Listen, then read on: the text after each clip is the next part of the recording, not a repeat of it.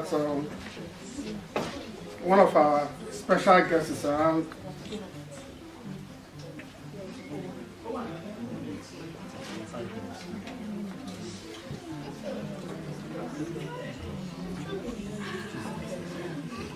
We also have people recording.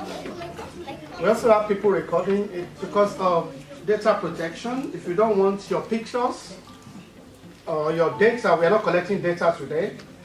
Or the data we are collecting, we are only using it for the purpose of this event. You are only going to receive email or any correspondence about this event only. A new law has just been passed into UK yesterday. It's called the GDPR. It became effective yesterday. So in anything we do about data, because we are collecting data, we have to let you know. We are not going to sell your data. It's not going to go to any third party. So the data will only be used for the purpose that it was collected for. That is just that. We are also happy to be joined by the President and the Chairman of the Governing Council, Ambassador Dr. Oyedokun Oyewole, is with us this morning. We'll start in 4 minutes' time. If you have any question, then also, I think I didn't mention this, if you need to use the gent, if you have to use the gent, some of you we have a lovely lady, a princess who has been to United States of America. They call it restroom in America. We call it gent in the UK because it's not a restroom. I don't want to send you to a place and you're tired. You go there, you can use the restroom and say, I'm tired, I just want to use the restroom to go and rest. And instead of going to a place where you need to rest, I send you to a toilet. And you ask your solicitor to send me a letter for sending you to an inappropriate place. So I need to guide against that. But if you're from Nigeria, what do they call it in Nigeria? Toilet. When you even hear that word.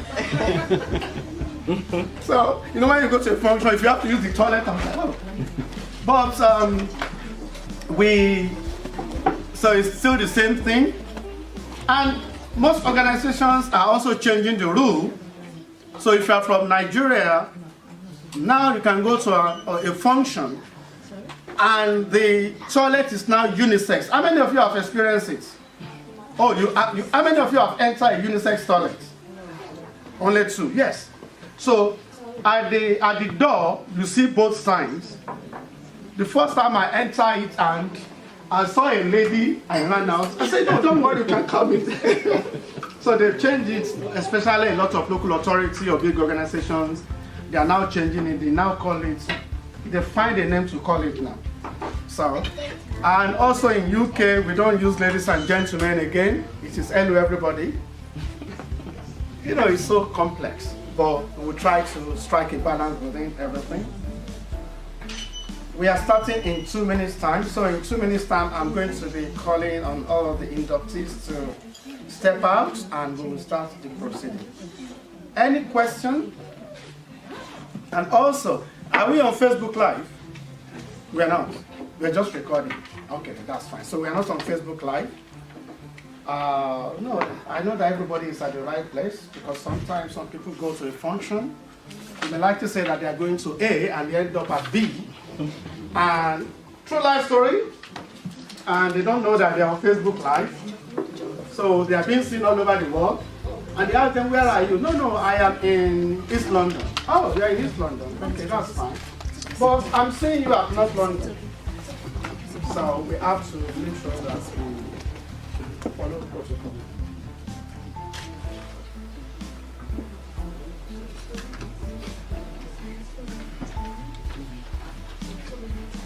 If you have the program,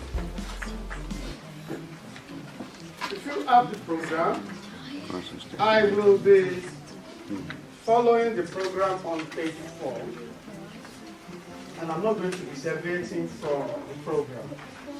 If you don't have the program, I think I gave a wrong information earlier on. I was told that the program is £2. I want one of those. The cost of printing it, I think I did my calculation wrong. It was printed for 1,000 naira in Nigeria, and if you convert 1,000 naira, it's not £1. So it should be about £2, about £2.30. So that's that. Thank our photographers, our videographers. Thank you very much for joining us this morning.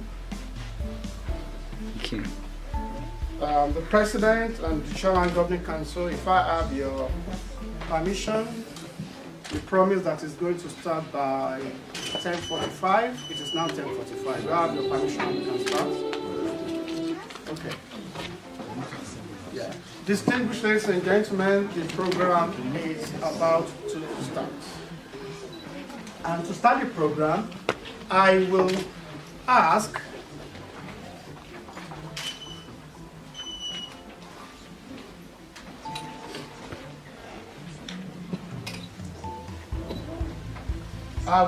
that everybody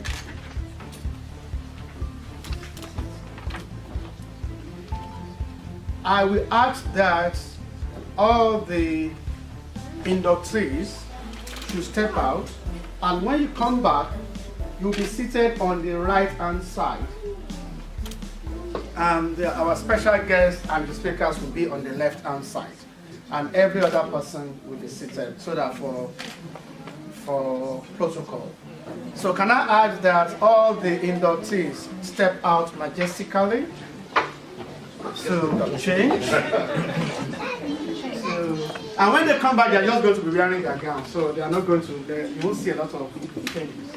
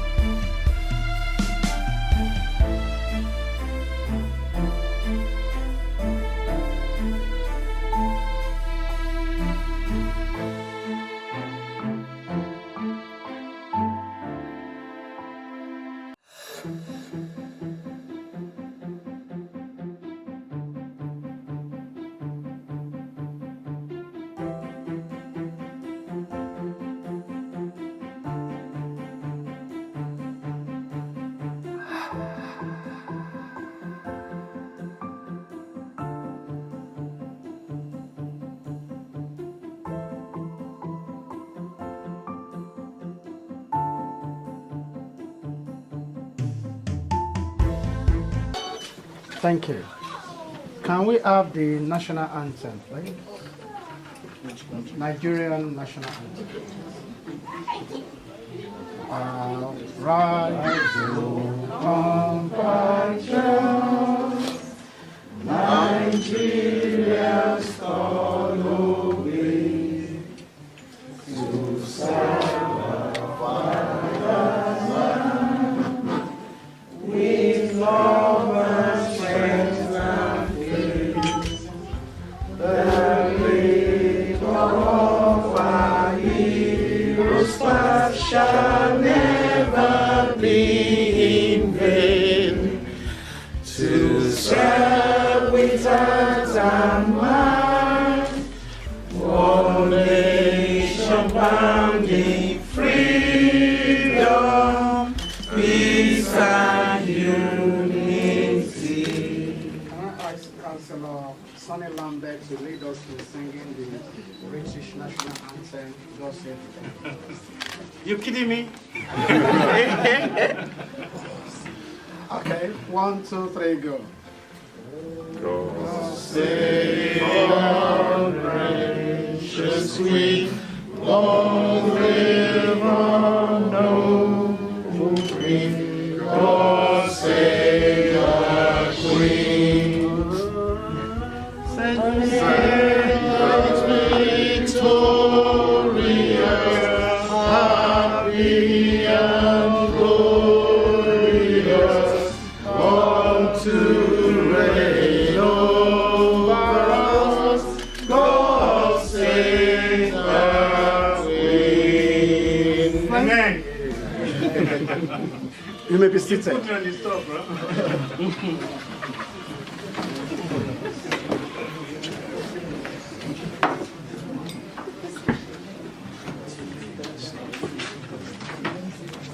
On behalf of the President, the Chairman Governing Council of the Institute of Information Management, Africa and Worldwide, Ambassador Dr. Oyedekun Oyewole, I welcome you all to this special historic United Kingdom induction and investiture ceremony. Many are called, but few are chosen. And you are the chosen ones. And today, we are honoring excellence. We are honoring achievers. We are honoring people who have done a lot, but who deserve recognition. And the beauty of it is that most of them stay in the United Kingdom. We've had this ceremony in Nigeria, in Lagos, in Abuja, and United States of America. And this is the second time we are going to be having it in United Kingdom. The theme for this year's investiture ceremony is protecting business information through effective records management. As you all know, records management data is the new oil in the world. We are even told that very soon data records management will be more important than oil. With the advent of artificial intelligence and robotic mechanism, data and record management is going to play a key role. And we have speakers, keynote speakers, who will be talking us through how we can leverage and achieve this. I would like to formally welcome and thank the visionary behind this institute. It is said that action and vision is a great separator between the talkers and the doer. Most people have vision to do something, but for some reasons, those things never happen. Whereas some people have aspiration, they have dreams to do something, and they are able to do it. So we welcome and thank our visionary leader, Ambassador Dr. Oyedokun Oyewole, FIIM, ERN, RNAM, and FIRNS. Thank you very much for joining us.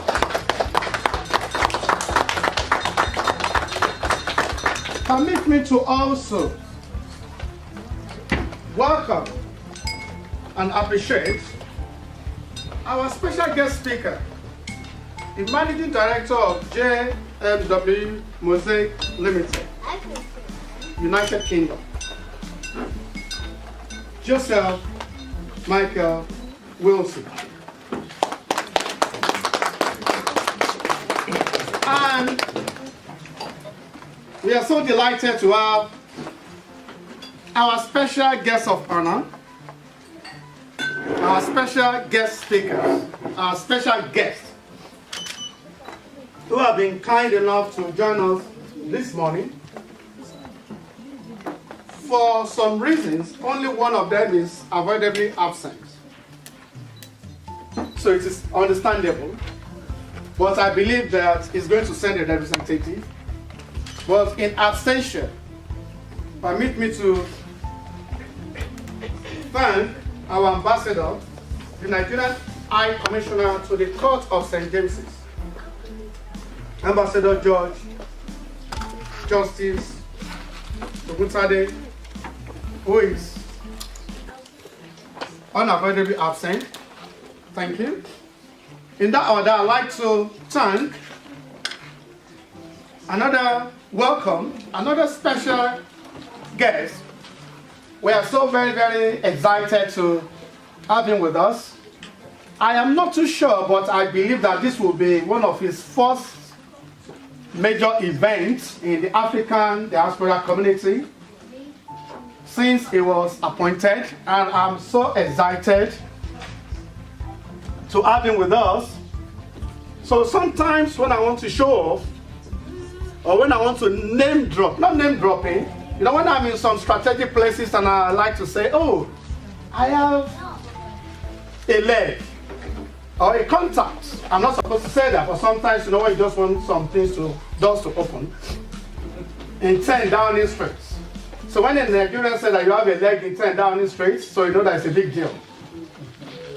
It's one of the Nigerians holding a very top post in 10 Downing Street. He works directly with the British Prime Minister, Theresa May. He used to be the chief executive of BME Forum in Croydon, where I live, where we use the tram. So I've known him way back. And the thing about him is that despite the fact that he holds a very, very high position, he's still available, he's reachable, he's contactable. I'd like to appreciate the special advisor to the Prime Minister on Social Justice, Young People Opportunities United Kingdom, Mr. Nero Mwajabo, for joining us this morning. Can you stand up for recognition, sir? Nero, they said that you're supposed to be sitting here because you are representing the Prime Minister. Okay? I also like to welcome and appreciate a gentleman who is well known in the Nigerian community. We are expecting his chieftaincy title in the north, in the east, and in the south. He has so many Nigerian names that I can't even remember. But for the purpose of this gathering, we call him Baba.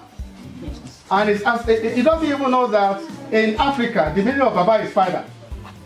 He's a father figure to a lot of us. He is the chairman of British Association, British African Business Alliance. So that's where I got the Baba from. So if I call him Baba, David Smith. Thank you very much for joining us. And stand up for recognition. Can you stand up, please? Because some people may not know you. And we also have an award-winning counselor who has been organizing a lot of events in the community. We're excited that he has just been reappointed a councillor of the London Borough of Southwark.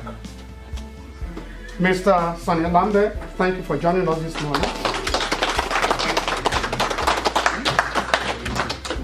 We also have as our special guest, I call him one of the most stylish bishops in the United Kingdom.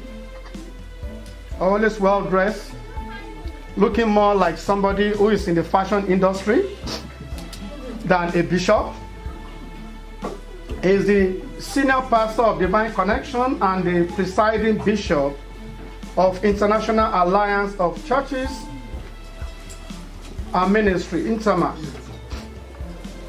His Lordship, Dr. Bishop D.A. King. Thank you for joining us this morning. May I also add that all of you are very, very, very important. You are distinguished. I would have loved to introduce all the awardees and the inductees one by one, because if we start to do that, we are going to be here forever. But we appreciate them. Can I ask that you just stand up and we show appreciation to you by clapping? So you can just stand up and we can now appreciate them.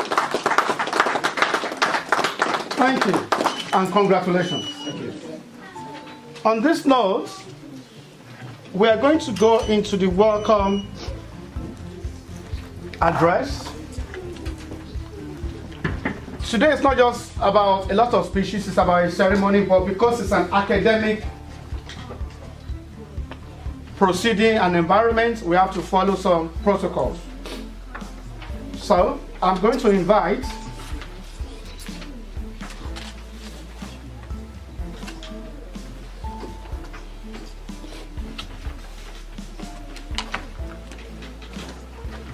before I invite him, I just want to also acknowledge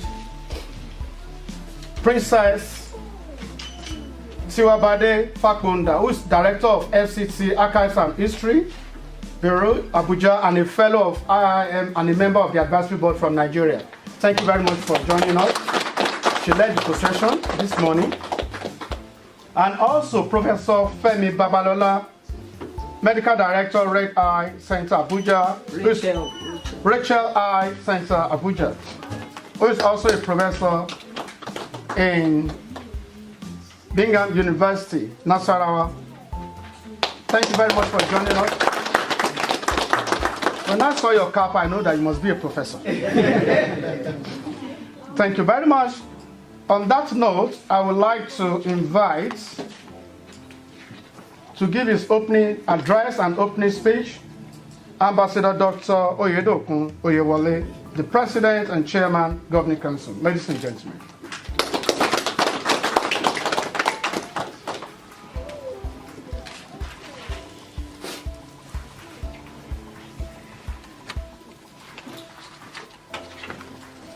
Distinguished ladies and gentlemen,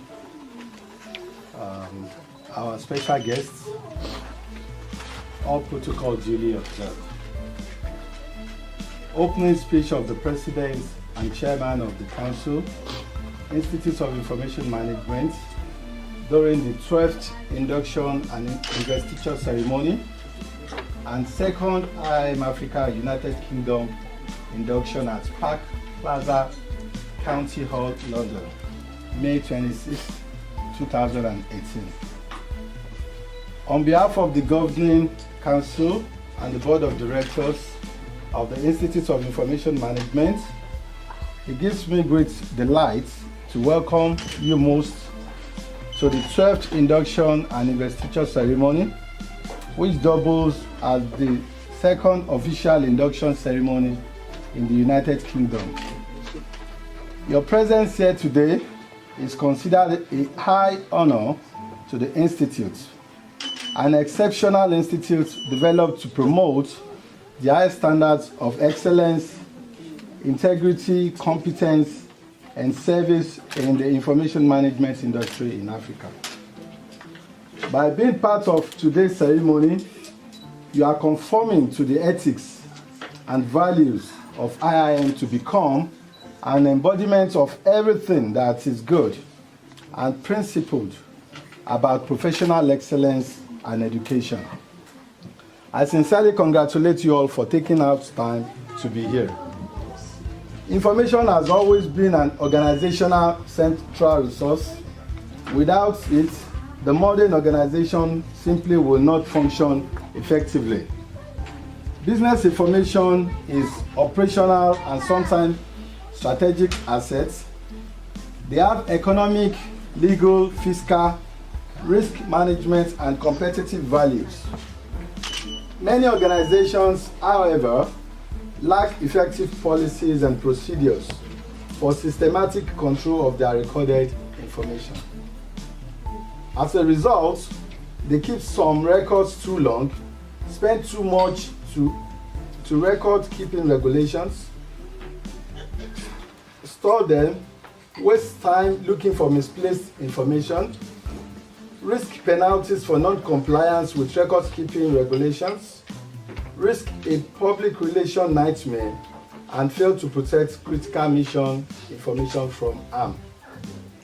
Protecting business information through effective records management is the preservation of confidentiality, protecting information from unauthorized access and disclosure, integrity, safeguarding the authenticity, accuracy, and completeness of information and processing methods, and availability, ensuring that information and associated services are available to authorized users when required.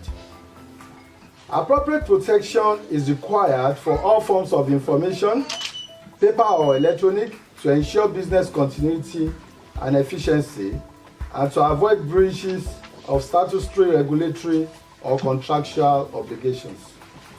The quest from the ever-busy, challenging world today remains why and how we safeguard our valuable records, cum business information. Organizations and their information system face security threats from a wide range of sources, including computer-assisted fraud, sabotage, vandalism, theft, fire, or flood. Damages caused by breaches such as computer virus and computer hacking is becoming increasingly common and sophisticated. Dependence on information systems and services means that organizations are increasingly exposed and vulnerable to security threats. And this informs the DNA for protecting both business and personal information through effective records management.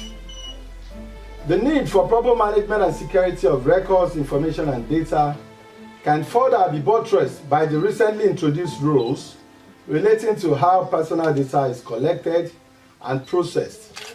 The EU General Data Protection Regulation, GDPR, which came into effect here in the UK on the 25th of May 2018, yesterday. The GDPR is Europe's new framework for data protection laws, which replaces the previous 1995 Data Protection Directive.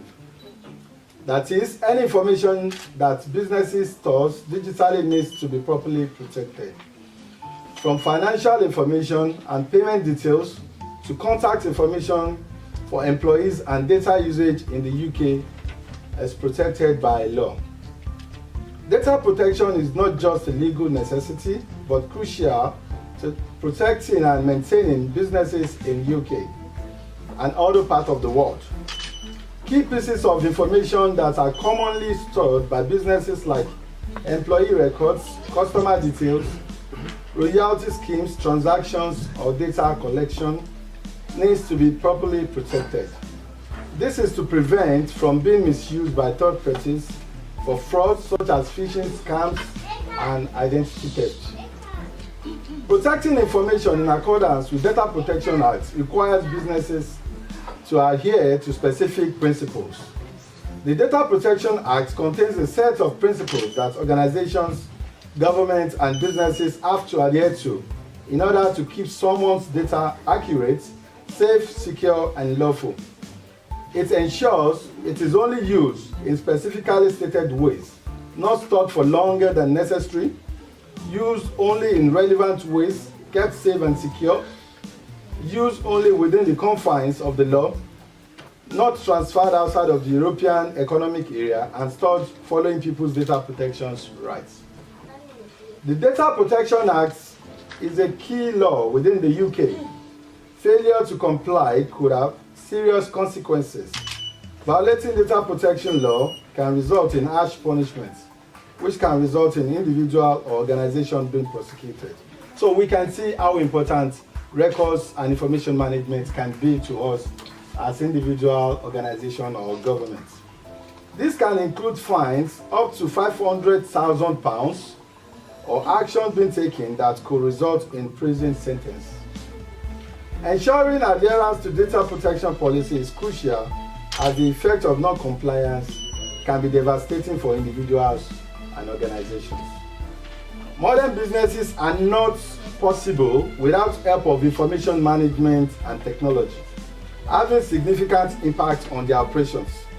It is a clear fact that it is the most essential means for survival and growth of economies in general. The creation, storage, retrieval, use, and permanent archival retention of information of all types and in all media is an increasingly difficult challenge for business and government organizations. Despite the application of information technologies, the mounting rise of paper requirements continues to accelerate. In today's corporate volatile environment, protecting personal and business information through records management is simply not optional. In fact, records management works all day, every day for every unit in any organization that adopts a comprehensive records management program. And businesses all over the world will continue to experience tremendous growth if information management and technology is rightly imbibed. At this point in time, may I crave your indulgence to bring to light the vision and mission of the Institute of Information Management. Our vision is to be recognized and respected as the premier information management institution in Africa, with influence on information management trends and educational requirements, driving the development of competent professionals for the ultimate recognition of information management as a professional field in various organizations globally. The Institute of Information Management mission is to ensure that information management professionals are abreast of current and future challenges associated with managing information assets in an era of social, mobile, cloud, big data, and to develop and maintain a premier information management institutions which consistently achieve high standards, certification, competence, and research in delivering value to its membership globally. It is our desire to continue to develop and propagate the industry across the globe. However, we are in the right track, and as we continue this journey seriously and dedicatedly through this path, we shall surely achieve our goals.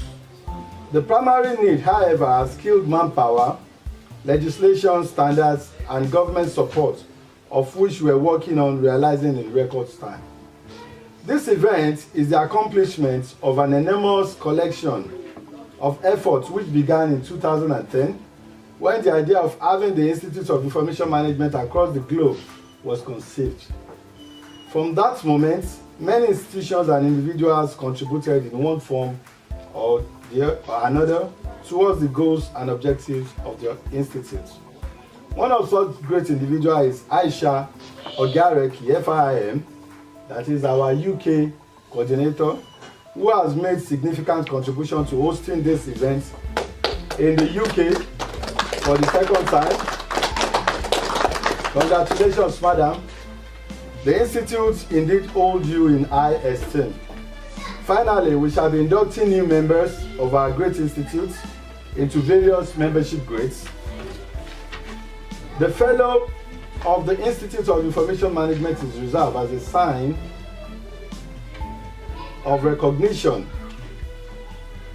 specially set aside for personalities who have made substantial contribution to the development of information management and technology profession, its practices, or the Institute of Information Management itself.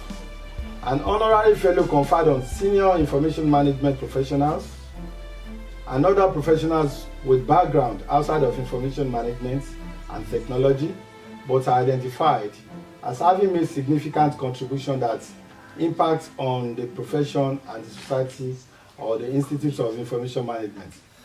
Other categories to be inducted are senior professional, professional associates, and please be guided that your induction as certified members of our great institute has imposed on you the challenges of having to henceforth exhibit a high sense of integrity, be immaculate in character, be professional in your service, be abreast of trends, and uphold a high ethical professional standards in your practice at all times. Therefore, I implore you to strive to do yourself, the information management profession, and your family proud always. I especially want to acknowledge all our distinguished guests, special guests and speakers who have achieved respect and noteworthy reputations for honoring our invitation to grace this special occasion. Thank you all for this incredible honor. On behalf of the management and the Governing Council of the Institute, I welcome you all. Thank you.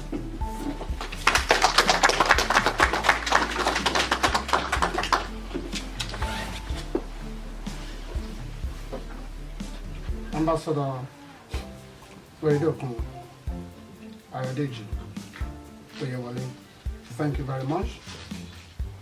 We are hoping for health and safety reasons the air condition will be switched on shortly. Yeah, you can come in now. Yeah, please. You know, I said it earlier on. Okay, ladies and gentlemen, I will now call on our special guests to just say a few words to us. Just few words to can be congratulated, just from their knowledge and from their wisdom. That will be okay. So we're not, because we are going to have a keynote speaker who will be speaking to us about the theme. The second keynote speaker is unavoidably absent due to ill health. So that has saved us 45 minutes of our time. So we are not doing badly. And my goal is that by 2 o'clock, we should be in item 2020. You should be in item 20. Maybe because this is an academic setting. When I go to parties, the menu is always the item what? 7. But academic setting is that speeches. You eat last. But it's fine. The speeches are not going to be long. The ambassador is not here, so we are not doing badly. So that has saved us. If our special guests can keep it short or just whatever they feel that is appropriate for this occasion. And in the order of the program, I am going to invite Mr. Nero Mwajabo to come and say a few words. Did I pronounce your name properly? You did well. Because it's important. Good morning, everybody. Good morning. Great. So, Nero Mwajabo. I'm a special advisor to the Prime Minister on Social Justice, Opportunity, and Young People. So some of you might have heard about the Race Disparity Audit. This is a program that the Prime Minister launched to look at outcomes for Black and ethnic minority communities across all public services. So one of my main roles is to deliver to the outcome of that audit. And so for the time, so the audit itself was launched in October. And at that stage, the Prime Minister also announced a number of initiatives to address particular problems in ethnic minority communities. We launched a program called Employment Hotspots to look at specific areas across the country where young people or women or people from different communities have challenges in terms of unemployment. So that was a good opportunity to focus in specific areas to actually improve the employment outcomes of communities in those areas. We also announced a review of exclusions. As you know, if you're young and black, you're probably 3 times more likely to be excluded from schools. Again, we want to look at what the kind of drivers of that are and find ways to address them. As Dayo said, I've been working at the community grassroots level for a very long time. And I really do value work of institutions like this.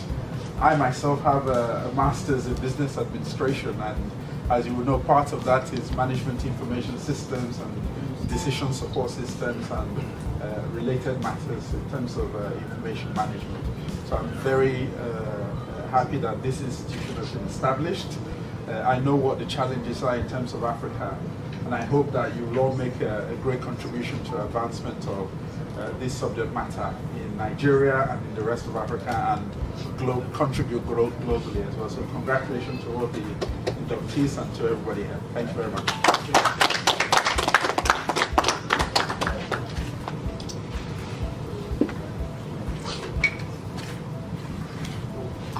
Yeah, thank you very much, Mr.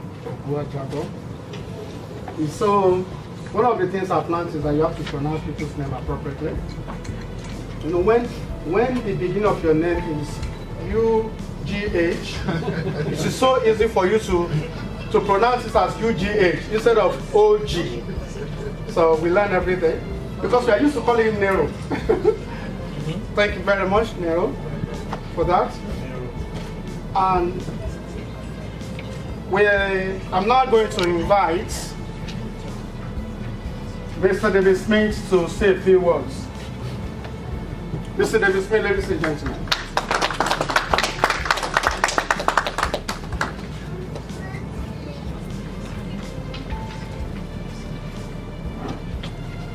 Good afternoon, everybody. I'd like to start by congratulating the organisers on choosing the right week for this investiture. Last week, we wouldn't known anything about information management at all. This week, everybody is chasing those 4 letters, GDPR.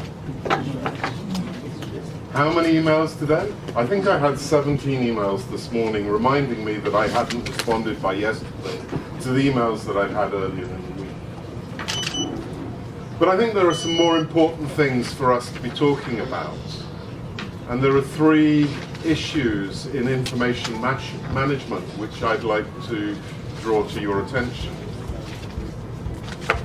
One, within the diaspora community, there is a huge amount of information that is not being managed. It's being held individually. It's not being shared. It's not necessarily being protected, and it is holding up the development of the continent.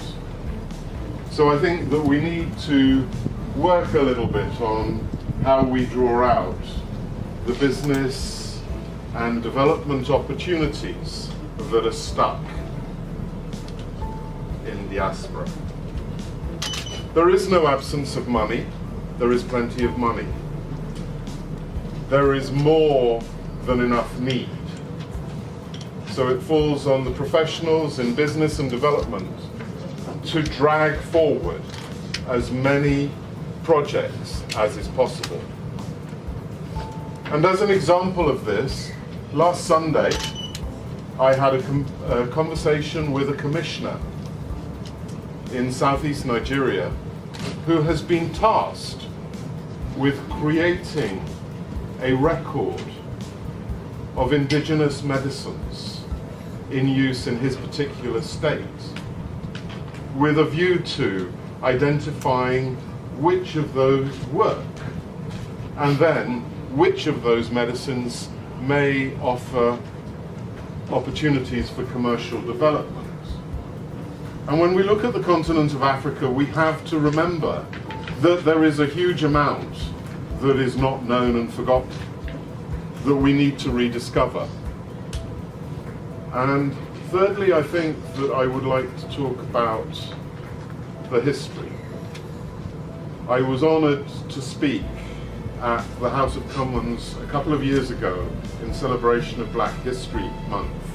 And what that forced me to do was to look beyond colonial times, back into the history of Africa. And I listened to a professor who brought forward stories of Nigeria, stories of Ethiopia, stories of Africa from before slavery, from before my knowledge of history. And there is a huge amount of information there that is not well shared at the moment. It's not well available, and it needs to be developed. How much that falls on your institute and how much that falls on your conscience, I leave for you to decide. But I'm delighted to be here. I'm delighted to honour the new investees, and I'm grateful for the invitation to be here. Thank you very much. Thank you. If you're online, please feel free to share these events online. Thank you, David, for that.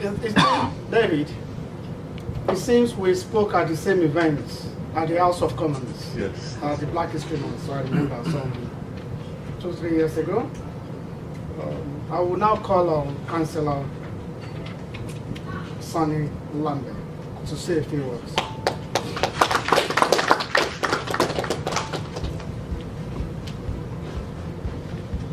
Thank you. Good afternoon, fellow brothers and sisters, distinguished guests, ladies and gentlemen. It's a great pleasure, privilege to be here, and especially sharing platform with this august guest. So thank you for inviting me. And to be honest with you, I didn't expect to speak today. I just wanted to come and enjoy the day. However, it's a great privilege that I've been asked to say a word or two. Now, the subject today is information management. Now, what is information? Before you get to information, you need to collect data. And why do we have problem with Cambridge Analytica? If I can't pronounce it, forgive me, because I'm going to bite my tongue. Or hang on, all these Ilahu on the telly and everywhere that, as if it's something new. It's not. I mean, as somebody with MBA, just like my brother, collecting data is part of what you have to learn as some management consultant, which I am, apart from being a counselor. Also, as a politician, we have to collect information about members of our constituency, because that's the only way we can reach them. That's the only way we know what kind of message we're going to target in order to know what they are looking for from each political party. But before you get to that, you collect data, which means you have to process it to a point where you then know whether male, female, black, white. Even sometimes especially Labour Party has this very sophisticated system which is called contact creator.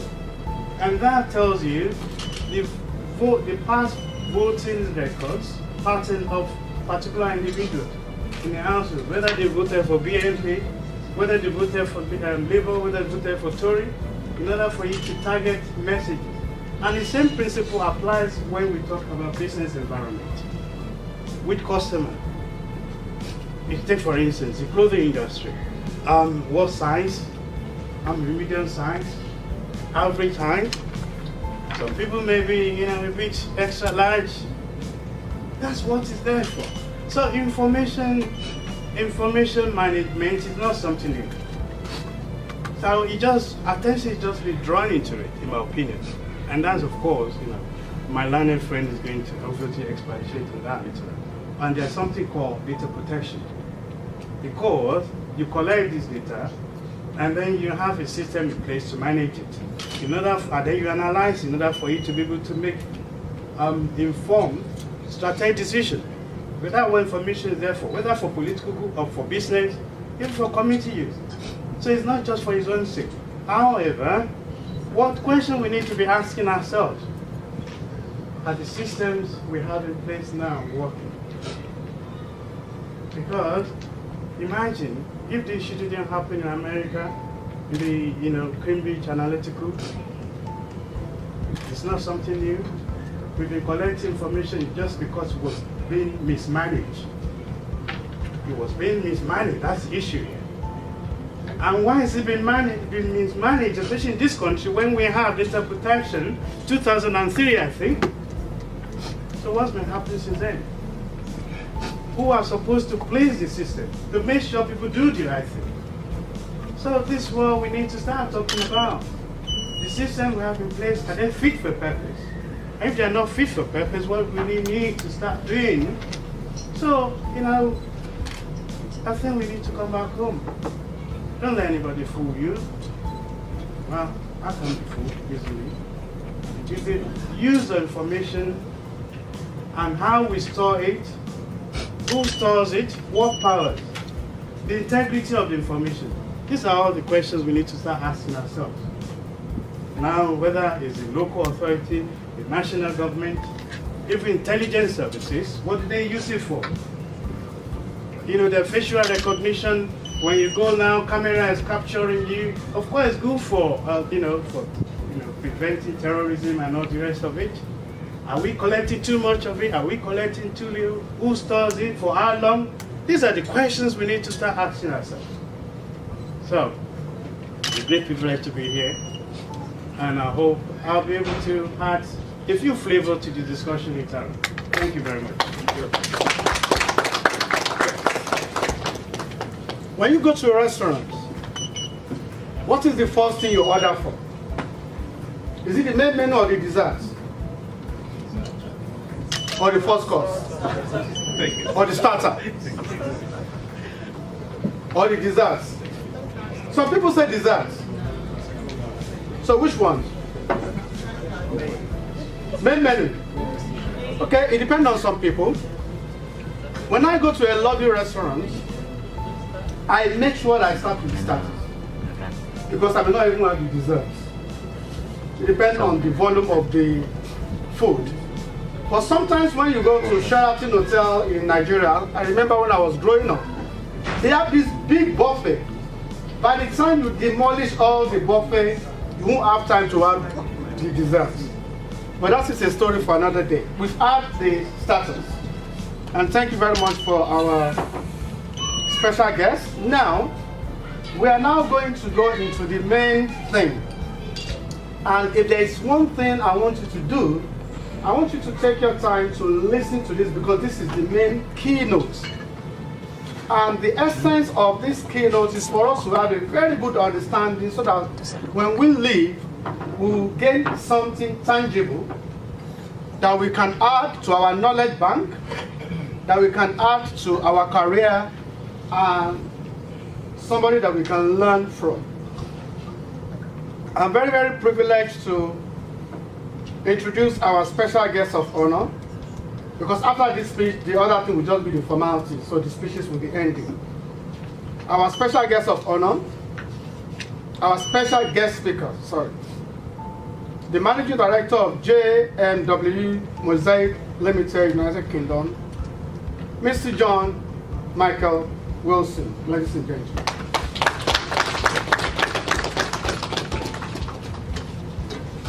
Thank you very much. I'd just like to start by thanking you all for inviting me here and how honoured I am to receive an honorary fellowship today. Thank you all very much.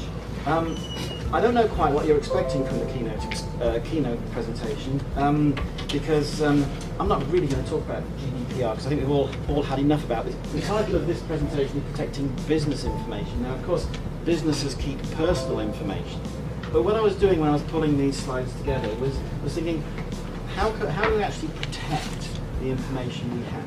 And that started a whole load of questions going through my head is, well, how can you protect something if you don't know what it is? And how many of you who work in records management have the problem of actually not knowing what your organisation has?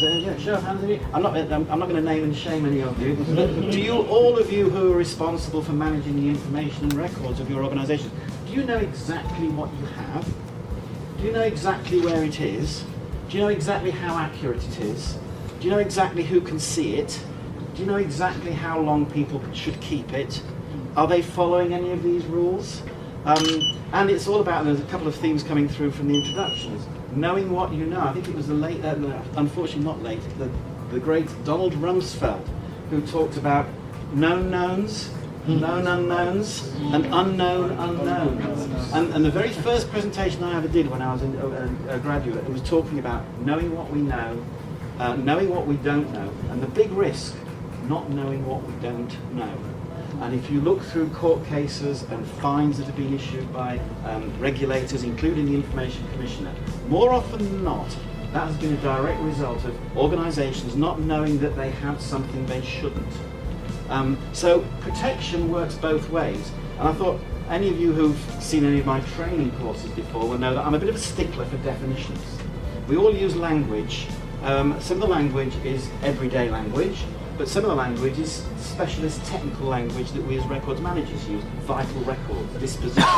And I won't bore the honoured guests with explanations of what they are, but a lot of the words we use in records management are everyday words. Document, record. And I looked at protect, and I'm going to see if I can work the technology here. To protect, what does to protect actually mean?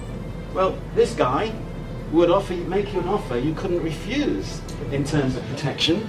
You're all familiar with Mr. Corleone. Sorry, I'm giving my age away here. I'm not talking about creating a protection racket for our records, although that might be a nice little sideline. The dictionary definition of to protect is to keep safe from harm or injury. And that means first of all, we need to preserve what we have, preserve what we know. And the one we probably think of first is the second one, to restrict access to or the use of data or memory location. I'm also interested in where words come from. And the origin of the word protect comes from Middle English based on the Latin protect, covered in front, or from the verb protegere, from pro, in front, to cover. And the thing that I quite like about it is it's covered in front. In front, we have to think about things first. Before we start buying IT systems, before we start writing policies and procedures, we need to start thinking about how are we actually going to keep things safe and how are we actually going to preserve them over time. And living in a digital world, as we all do now, preservation is becoming the big issue, I think. I was doing some work down in South Kensington in one of the big museums down there a couple of summers ago. And if any of you have been to the South Kensington museums, you will know that they are beautiful old Victorian buildings with lots of corridors and basements and cupboards and things. And every now and again in these museums, they open a door sometime and they find something that they didn't know they had. The unknown unknowns. And over the course of the summer I was there, two instances occurred. The first one was they opened a door and they found inside it some notebooks, some journals, some catalogue cards from an expedition that had gone somewhere in the world to collect exhibits for this museum. And they didn't know they'd got them. They had the exhibits in the cases, but they didn't know they got all this backup information. They were able to read this information, open the notebooks, analyse the card indexes, and they digitised them, and they were able to analyse the information. The information dated back to the 1920s, but the minute they found it, they were able to read it and do something with it. A few weeks later, somebody found an old PC in an office. Nobody could log on to it. Even if they had been able to log on to it, nobody knew what was on that PC. Even if they knew what was on that PC, would they have been able to open the software that was on that PC? Would they have been able to actually interpret what was in that computer? That computer was 15 years old. So we have a problem, and it's bubbling under. We're digitising everything, we're creating everything digitally. How do we protect our digital information? We need to have digital preservation. Now, preservation in the archivist world goes back as long as we've had records. In one of my training slides, I show all different kinds of different records, and there's a clay tablet from Mesopotamia, 3,600 years old. It's in the British Museum. Now, it's not a record, of course, anymore. It's a historical artifact. But somebody has to make sure that thing is going to be there for future generations, and they have to preserve it. This photograph is the US National Archives preserving the US Declaration of Independence. Very important document, and obviously it's a very specialist approach. We have to think about preserving what we've got, preserving both the actual medium on which our records are stored, preserving the formats in which they're stored, and actually preserving our knowledge and understanding of what they are and where they are. And these are some of the things that often get overlooked. How do we preserve our knowledge of what we have and where it is and where we keep it? The other aspect of the... Okay, so yeah, and when we preserve a record, we want to make sure that the record has value. How many of you in the room, esteemed fellows, of course, will all know this, how many of you in the room have come across the Records Management Standard, ISO 15489? Yeah, some of you are nodding, familiar with it. And ISO 15489, the standard, we all like standards, don't we, says that we need to create and manage and keep records that have 4 main characteristics. I'm not going to put you on the spot and ask you to tell me what they all are, but I'm going to do them in reverse order. I'll tell you what they are. They're authenticity, integrity, reliability, and usability. But I'm going to do it the other way around, because I just want to sort of muddle things up a bit. What do we mean by usability? Usability means we can locate the records so we know where they are. So I'll give you an example. Do any of you still have boxes of files stored in a basement or an off-site storage company? Yeah, okay. And you maybe have an Excel spreadsheet or maybe a lever arch file with handwritten lists of what's in each box, yeah? So if I want to know where John Wilson's staff file from 1983 is, my HR department can go to their book or to their spreadsheet and they will say, John Wilson's staff file is in box 27, okay? So we know where it is, don't we? Then you go and retrieve box 27, okay? So you go to your off-site storage contractor or you go down to the basement, where's box 27? We haven't got a box 27. Or we've found box 27 and we open it up and my file's not in there. Why isn't it in there? Why isn't it in there? Because that box has been going backwards and forwards for 40 years, and people have taken stuff out and not put it back, and people have bought a box out and said, oh, there's some space in here, I'll put the Christmas decorations in and we'll get them back next year. So all the problems that we as records managers encounter. So we might think we can locate it, but unless we can retrieve it as well, it's no good to us. I'm talking about digital age now, of course. Any of you ever had a document emailed to you or an email with a link in it that you click on and it goes, page 404, file not found. So we know where it should be, but somebody's accidentally dragged and dropped. Now, if I see that phrase out on social media now, I'll know it's one of you. Okay, I know where the source of that information comes from. It's probably in a folder that's been dragged and dropped somewhere else, either deliberately or more likely accidentally. Anybody ever done that on a shared drive? See the minutes of a meeting that's created a week before the meeting's actually happened? And I've seen that before. What's that telling you? That's telling you what they wanted to happen during the meeting, not what actually happened during the meeting. So again, we need to protect our records to ensure that they exhibit these qualities of authenticity, reliability, integrity. But probably the most important one, I think, particularly in the digital age now, is will the record still be usable? So we're involved in records management, and I've taken this definition from the standard. I make no excuses for that. And records management is a whole raft of things. Oh, by the way, the first Data Protection Act came out, ironically, in 1984. Read the book, anybody? George Orwell's classic dystopian novel about how information is misused. Somebody somewhere had a good sense of humour when that came out. But to get back to the regulatory profile, what do we need to comply with? That enables us to start designing our information and records management processes and procedures. Who can open a new folder? Who can authorise a document as a record? Who can review the retention schedules? Who can destroy things? All those kind of things that need to be thought about. Because if they're not, people do their own thing. Then you get inconsistency, you get inefficiency, and you'll get risk. So you've established your program, then you do it.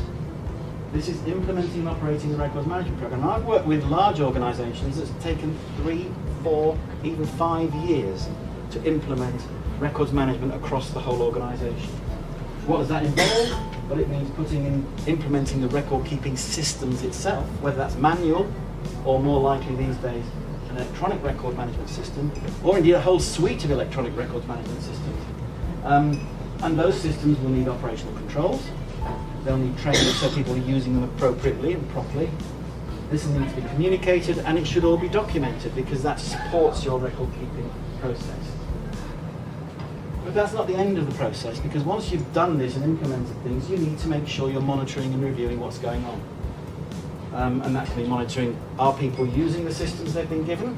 Are people using the systems they've been given in the right way? If they're not using the systems they've been given, where are the records going? Are they staying in personal folders? Are they staying in the email? And then we do something about it, we act on it. So that means we might need to take corrective actions, preventative actions, stopping people doing the wrong thing.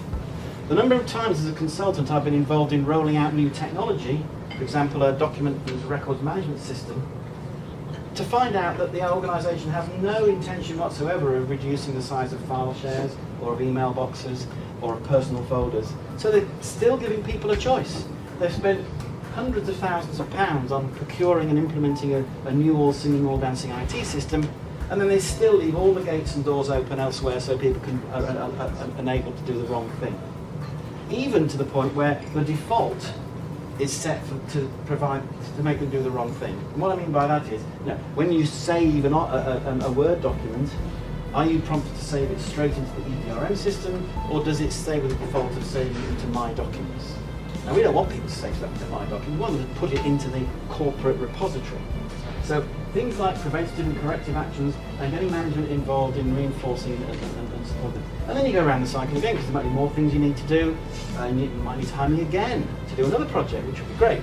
And you go around the whole cycle again. And of course, in order to do this, we need to understand the business, because we can only have records that are protected against loss and against unauthorized access if they're organized and stored and managed in a way that supports what the business is trying to do.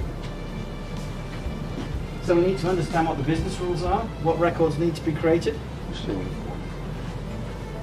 We need to have and enforce some records management rules. So who's going to manage the structure of where we file our records?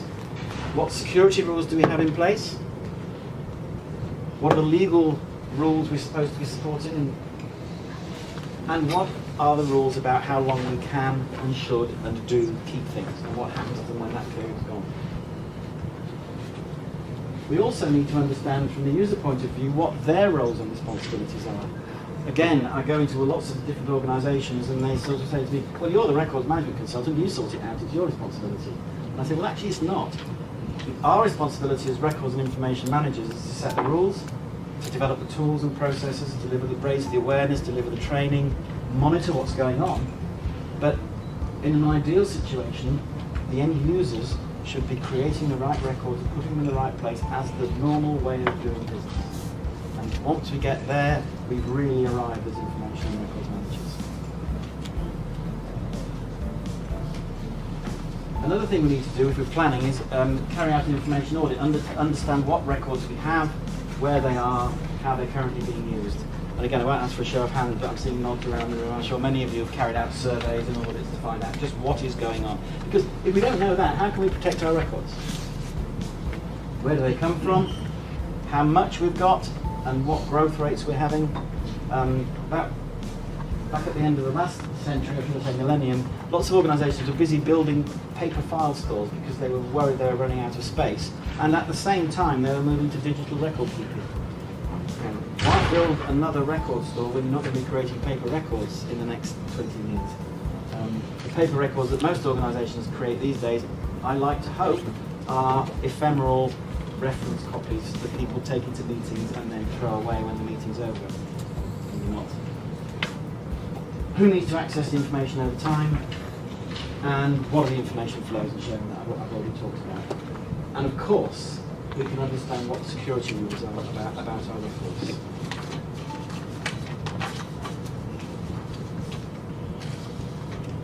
And when we've carried out an information audit, we have to decide what we need to do with this information. Or is it the other way around? Okay.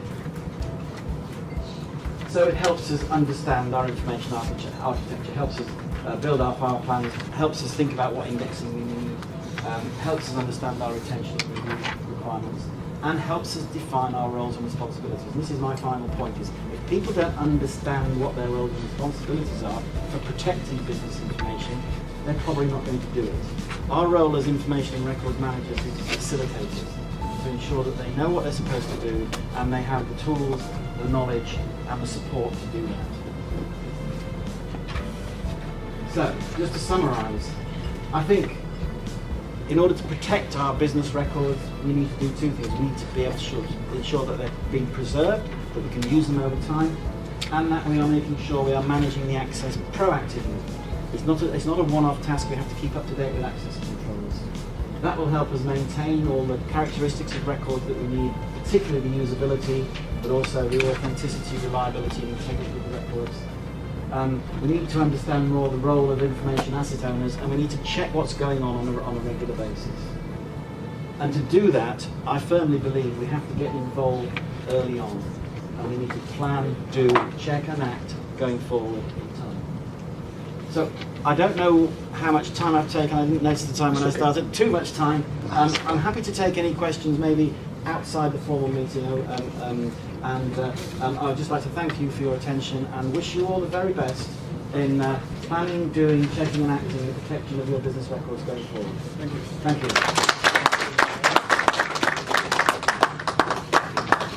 Okay. I have a copy of the slides. That was quite an insightful presentation, and I've learned so much. If you want a copy of the, how many people want a copy of the presentation? Okay. So, we are? Yeah, so what happened is that because we have your email, it will be sent to you by, just send an email to the Secretariat to request it. Because of data protection now, we can't just be sending you email, so just make a request that, can I have a copy of the, because if we are custodian of what we proclaim, we have to find a way to keep to it. Somebody was asking me that, oh, I thought your master's is in HR and the motivational speaker. What are you doing here? I said, no. My first degree is business information system. So I am into all those things about information, and information is not just about people. Data information now affects everybody. It's not about the industry you belong to. Now, for the purpose of this, because we are now going into the proper induction, we've been fed intellectually by so many speakers. I just want to throw this floor open for some questions, maybe one or two. With listening, we are not going to have this opportunity. We are skipping item 11, so we are just going to the pre-induction. But before we go into that, we've listened to about 6 speakers today. Before they take their leave, like I said, we are going to finish by 2 o'clock, so I'm still on time. If you have any burning question, I will just take 3 questions. If you have any burning question, I'm throwing the floor open for you to take those questions, 1, and also direct the question to the person that you want them to answer. All of them are seated, so it can be to ambassador or to any of our special guests or the keynote speaker. So, by show of hand, any question? Okay, we have 1, 2. Do you want to ask a question on the back, sir? Okay, 2. Now, for the purpose of diversity and inclusion, I am going to change this slightly. We need a lady. Because for video, it will not be seen for 3 men to be asking questions and they will ask, where are the ladies? Okay, that's fine. So that's fine. So we are just going to take 4 questions. Is that okay? I said 3 before. It will not be proper for me to drop any of the speakers because we have 2 from the inductees and 2 from the audience. So that balances it. So in that order, you are recognized, sir. If you can just mention your name, your question, and to the person that you want me to answer. I am Dr. King, and my question will be to the ambassador. It's apparent for Nigeria. I just want to know what role is the institute playing in data or information management as to Nigeria moving from paper to digital? Is there anything, because I've been to Nigeria several times, and you still discover that paper information gathering and stuff, and they'll be looking, even in the hospital. So what role is the institute playing in that regard? Yeah, huh? You want to take all of them? Okay, so I think I will give you a pen. If the question is for you, you can be preparing your answer or you know it. Let's do it like this. Let's take all the questions and so that we just answer it and we know that it's done.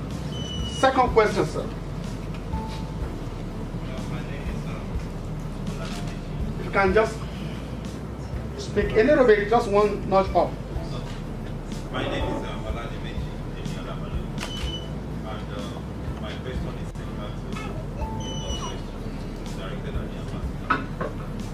I just want to know the role that the injustice will play in society. Okay, thank you. Will that question be for the ambassador to answer? So that's fine. And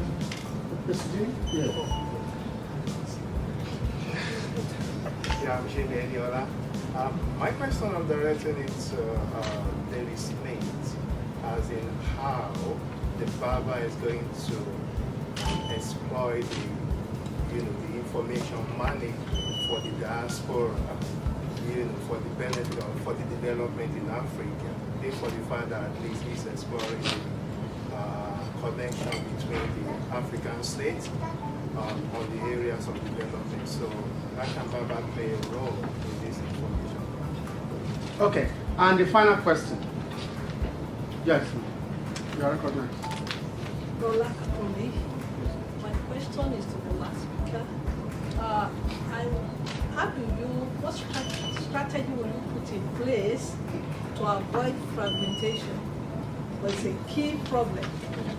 Many people do it without knowing. But if there are proper strategies that can be identified, as the director of proceeding here, you can sit down. You are going to permit me to ask the other special guests because nobody has asked them any questions.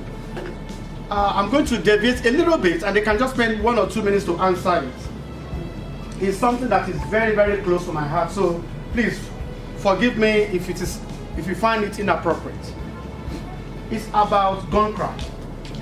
And I want to ask my brother and friend Nero that what role is the British government playing or can play to see that there is eradication in gun crime amongst our youths and especially in the black community.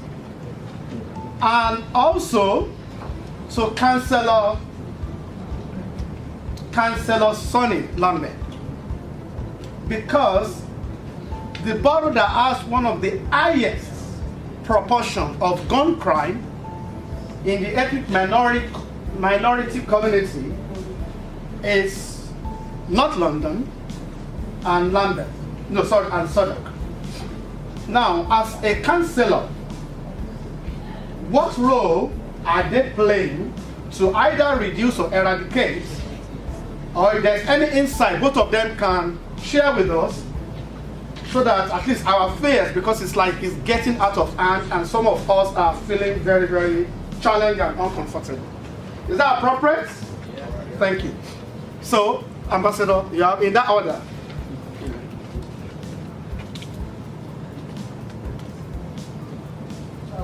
Thank you very much for your question. The very first question, which has to do with the roles and responsibilities of the Institute when it comes to managing physical documents and electronic documents, is the fact that the Institute was actually developed to help, the Africa, not Nigeria alone, but Africa as a whole, in the area of awareness creation when it comes to the need for proper management and security of records and information. Then, going by our core values, were to help also to look into different sectors of the economy with the development of standards because for you to have effective records and information management in any society, there has to be certain standards in place that would guide the information life cycle. Just like Mr. Wilson mentioned in one of the slides, you know, when you talk about information management, you're talking about the information life cycle, which has to do with how information is being created, or how it's being, you know, captured, how it's being stored, classified, accessed, and disposed. So we as a professional institute, just within the short period in which we've been in existence, we've actually worked with a number of government agencies. For example, the Lagos State government in Nigeria happened to be the first and the only state with a policy on records and archive management. And I was privileged to be among the 30-man committee inaugurated in March 2010 by the former governor of Lagos State, Barrister Babatunde Raji Fashola. And you know, even at the national level, the current government we have in Nigeria now in 2016, we actually developed, as a professional institute, we developed a national information management plan, which was submitted to the office of the Vice President as directed, and we're still trying to get their buy-in into it. Because as at the last time we checked with them, we were told that they are still in the process of trying to digest the proposal we sent to them. Then for the second question, which has to do with the rules and responsibilities of inductees, after this time out, I'm going to be doing a induction presentation that is really going to throw more light on some of these things, or some of the questions we might be having, you know, in our mind that we intend to ask. So I think we should profitably reducing the operating costs, and also you want to make sure that as individual, organization, or government, that you are being portrayed and seen as being responsible when it comes to how you interact with your potential clients, your current clients, and you know how well you're able to put in place structures that will ensure that information that you collect from your customers are properly managed.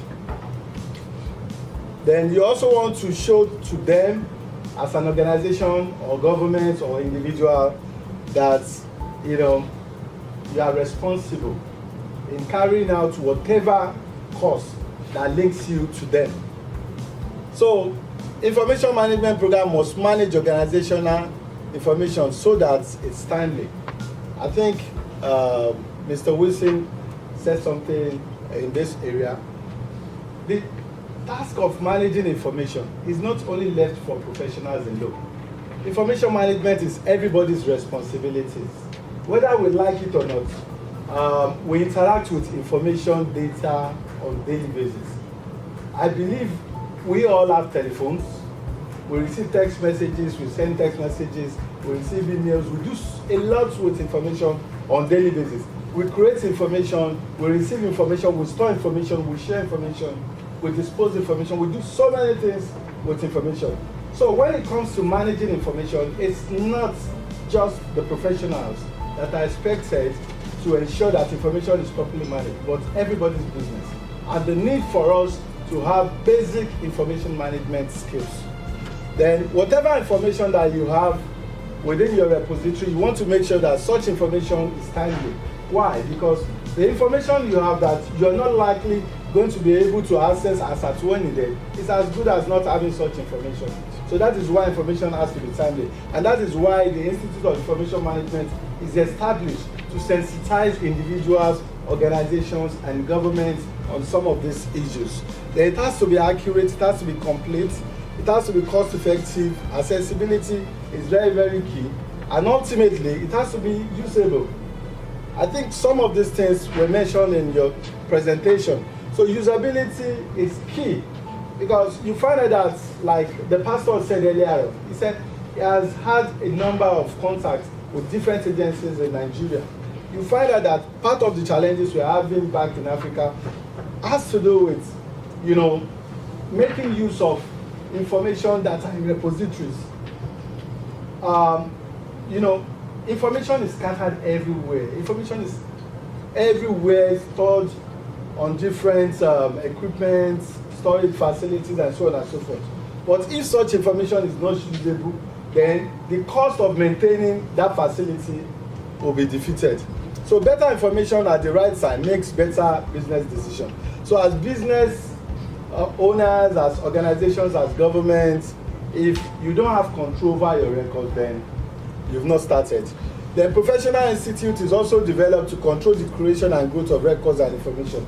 We want to make sure that the way people create information is created in a controlled manner. Like he said, in every organization, you need to define roles and responsibilities. If roles are not defined, then you find people creating information haphazardly. You find people correcting, editing, updating information haphazardly. And at the end of the day, the kind of environment or system you're going to find is going to be that which will be very difficult when it comes to retrieval of information. The Institute is also developed to improve efficiency and productivities, assimilate new records management technology, ensure regulatory compliance. We talked about the GDPR here, minimizing litigation risk, because when you are unable to manage information adequately, there is possibility of running the organization into problems. Then also help to safeguard vital information. Quite a number of organizations, don't even know the vital information they have among all the gamut of information stored. It is very important for information within every organizations to be properly classified, so that you know those information that are vital, those information that should be given special preferences, those information that should be stored in special environments, special equipment, that should be properly safeguarded, to ensure the continuity of the organization or the nation. Then also support better management decision making. It is when you have quality information, that is when you can make quality decisions. If information that you have is not of high quality, then it will definitely have an impact on the decision. Then also help to preserve corporate memory. When we talk about corporate memory, this is very important. As an organization, as an individual, as a nation, we should be able to preserve our memories. We should be able to know where we're coming from so that we know where we're going. In Africa today, part of the challenges we are faced with has to do with language. And quite a number of homes now in Africa, you hardly get to find their children speaking their local dialects. Most of the families you find around, they speak foreign languages rather than consent. And if care is not taken, it's just a matter of time. Some of these corporate, program going on right now, you must have heard about data capture when it comes to SIM card registration and so on and so forth. We want to ensure that people that governments are employing to capture those data, they actually know why they are doing what they are doing. They are properly trained so that they can do and provide those services professionally. Because what we find, what is on ground right now is the fact that a number of them that are engaged in data capture don't even know what data capture is all about. So people are engaged without recourse to training. They are engaged without recourse to proper mentoring and certification. So as a professional institute, we want to ensure that organizations and governments engage only professionals to handle sensitive tasks like information and data management. Then also competence. We also realize the fact that quite a number of professionals that are tasked with managing records and information are not properly given the right orientation. Probably they are being transferred from a department to the records department, or from accounts department to records department, and as a result, they fail to give them the basics, the fundamentals in records and information management. They ultimately will go into several researches to ensure that various information management gaps within the continents, that we're able to capture them and provide solutions to them.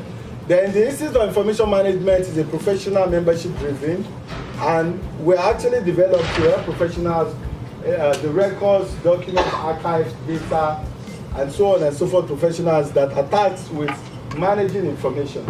So the fact that we're an information management institute does not restrict our membership to core information managers, because we all are information managers. So the IIM membership is actually open to professionals from different walks of life. You might be in the teaching line, engineering, finance, and so on and so forth. You're welcome. Then it is the goal of the institute to provide our members with objective insights and guidance on their career paths and technology options. So we ensure that our members, they are abreast of technology. We assist them when it comes to making career decisions. We even go as far as helping them secure employment opportunities. Then when it comes to implementation of solutions, the institute also steps in to help them to ensure that they are able to deploy solutions that are, that are tailored to their specific needs. Because we have quite a number of solutions in the market, and if your analysis is not detailed enough, you might end up implementing a solution that might not meet your requirements, or you might end up wasting more money getting things that you don't really need. So these are some of the guidance that we provide as a professional institute. We are approved by the Federal Ministry of Education in Nigeria, and we're duly registered with the Corporate Affairs Commission with the consent of the Attorney General of the Federation. So talking about professional certification, we have a comprehensive certification program that we can benefit from as members and non-members. We have the certification, the professional certification is in 4 levels. We have the IMP 1 to 3 and the master certification. For IMP 1, professionals are expected to complete a minimum of 5 modules. 5 modules in our context, and they are subject areas. Among them, we have knowledge management, we have document management, we have archives management, library management, we have information technology, we have business process management, we have project management as a module, and so on and so forth. There are about 15 of them. So at each point here, professionals are expected to complete 5 modules. Then after IMP3, then they can choose one out of the 15 modules to have their IIM Master certification. So because of space and time, we've only highlighted 5 here for you to see: Certified Geographic Information System Professional, and so on and so forth. So the other type of certification that we have is the general certification. So regardless of what you do or who you are, you are eligible for this certification. And the essence of the GIMC certification, we are going to get to see now, because it is a special certification we developed because we saw a huge gap talking about how people access, create, and use information. The advent of of technology today has exposed us all to what we refer to as information risk. We all are at information risk as we speak, because that information that is still within your control, once it gets out there, it means you're no longer in control, and that is why you have to mitigate, that risk. And the only way you can mitigate it is by ensuring that people have adequate knowledge as to how they use technology. They have adequate knowledge about how they share things. They have adequate knowledge about their roles and responsibilities when it comes to managing information. Most of us are on social media platforms today. There are the certain information we have that are personal to us. If we don't manage them properly and it gets out there, it could be damaging.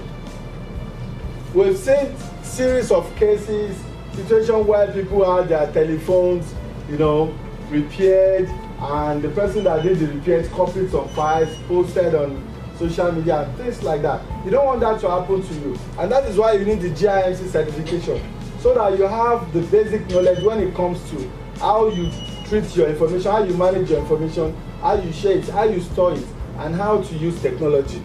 Then it is aimed at promoting the awareness of information management across board. So your discipline doesn't matter. You know, your discipline, the role you play in any organization, it doesn't really matter. It's also developed to assist employees understand the basics of what information management is, including roles and responsibilities in the process of information creation, storage, usage, sharing, and disposition. So employees' education on how to better manage both personal and corporate information. Something that is missing is in most organizations is the fact that most organizations are yet to see information as assets. We only see vehicles, building, equipment, and all those things as our assets.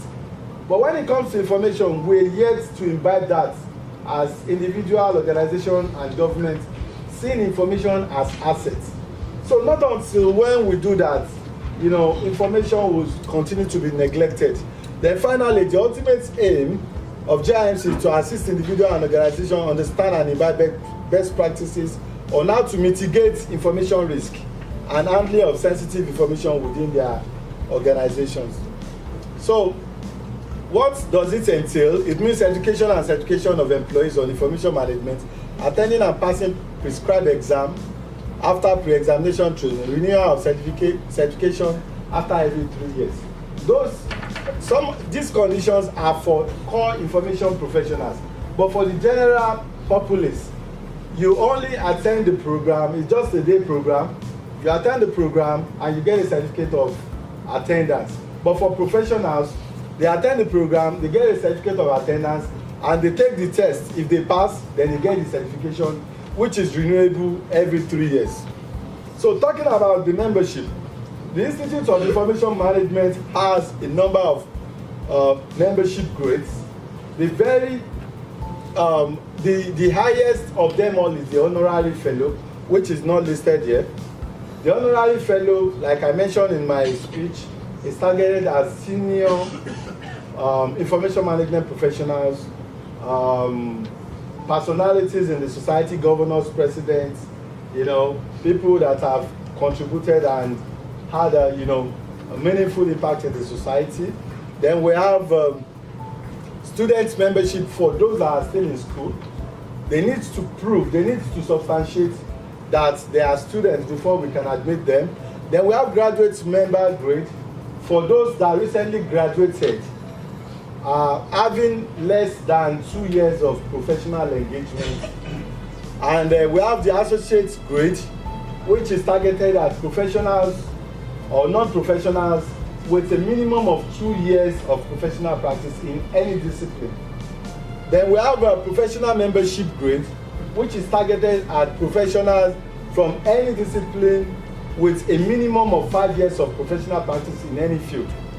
So they must have a minimum of 5 years of professional practice. Then the senior professional grade is targeted at professionals with a minimum of 10 years of professional practice, while fellow is targeted at professionals with minimum of 15 years plus about 10, subordinate reporting directly to them.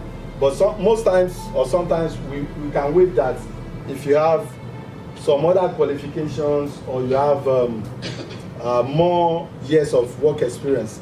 Then the last and the final one is the corporate membership that is open to any legal entity, any business that is registered, duly registered, can be admitted as a as a corporate member. Then talking about affiliations and partnership, because of space and time, we only decide to give just a few out of the several other partnerships that we have. And first on the list is the IRMS. John used to be a past executive of the Information and Records Management Society here in the UK. And I'm honored to say that in 2015, I was honored, as the first and only black man, to be inducted into the UK IRMS Fellowship And I still think I'm still the only black man in that fellowship. I have to check that. I'm not on the executive anymore. Yeah. I'll check that. But we have to change that, yeah? Okay. Of course, we have professionals, around that we can take. So I still remain the only fellow of the IRMS here in the UK. Then we also have the PECB, is a certification organization in Canada. We have the IAPP, which is I think the foremost privacy association you have across the globe right now. We have the IRMT also in the UK, Information Clearinghouse, Tribal Group also in the UK, Information Matters in the UK, Online Business School in the UK, Info Governance Initiative, also in the US. So these are just some out of the several partnership and affiliations that we have across the globe. And most times we enjoy, discount for our members to attend their conferences, workshops, and programs. Then, what are the various benefits, for us being a member of the Institute today? It helps you to validate whatever information management skills you must have acquired over the years in the course of whatever professional activity that you found yourself. Then opportunity to enroll for some of our certification and professional programs. It helps you to become more engaged. For those that are members already, we have different platforms where you get to meet with other professionals from other parts of the world, where people share lessons learned, best practices, and we do a lot of networking. People exchange contracts, people get jobs. We do so many things on some of those platforms. Then you also increase your confidence and ability to do the job. If you take a look at the core values again, we talk about competence there. Then, being a member of the Institute gives you the opportunity and access to knowledge. And, if you have knowledge, you have confidence to talk about whatever subjects matter. Then, you learn from, the best in the industry. We have best of the best. We are highly honored to have John in our midst today because he's a highly sought after professional in the information management field here in the UK. So you also get recognition for your qualification, experience, expertise, and abilities, that you've acquired while working and so on and so forth. Then you remain current and competitive. We're in the technology age. Things keep evolving and changing. And this is a platform that will keep you on your toes, feeding you with all those events and activities and development and so on and so forth. Get on in your career, earn more money, gain more respect. We've received quite a number of testimonies in this area. Some people just got inducted, and before you know it, they are sending emails to us, they are calling us on phone. They are saying they are being promoted for being a fellow of the Institute of Information Management. Even as at last 3 weeks, I was in Colorado, Denver, Colorado, for this same event. We got a call from one of the old fellows. He said his organization wanted to reconfirm from us if actually he was a fellow of the Institute. And I believe there is a sort of appraisal going on there. And they need to get the clarification from us. So he called us ahead of time, Then get transferable credential. We're working with a number of international, institutions, universities, and so on and so forth. And some of our qualifications over time, people will be able to apply it, maybe to get certain courses waived for them, in acquiring some information management related degrees and programs. Then you also join the community of professionals and network with peers. I'm happy some of us did a bit of networking before this session started this morning. It doesn't end here. After your induction, you're going to be added to your various groups. There you get to meet quite a number of people. We have past governors, we have current ministers on some of our platforms. We have top CEOs and so on and so forth that you can, you can network with. If you have ideas, if you have program you want to come and run back home, you can discuss with them, you can partner, you can do so many things on the platform. They also have the opportunity to use the Institute's acronym, depending on our membership grade, for fellows and honorary fellows, we use FIIM. So on our LinkedIn profile or any other social media or your CVs or your business card, you can use your acronym there as a fellow of the institute. Even your auto signature, talking about your email. Then for senior professional, they have SP and IIM. Then for professional member, it's PM, IIM. For associate is AM, IIM. For student is ST, IIM. For corporate is CORM, IIM, which is not stated here. Then you also enjoy membership discount on local and international training, seminar, workshop, or lectures. Anytime we organize programs anywhere in the world, as a member of the institute, you have special rates, as members. Then you participate in all regular, general, and special meetings of IIM. Most times they are done online, so you don't have to be physically there. Then receipt of notice of meeting and synopsis of programs topic. You're also eligible for election. That is for professional fellows. They can contest for the presidency, vice president, treasurer, and so on, public relations. We have quite a number of those positions. Then nomination and voting, you can also vote and be voted for. Then you can recommend changes or inclusion in the constitution of the institute. Then you have right to vote, like I said earlier on.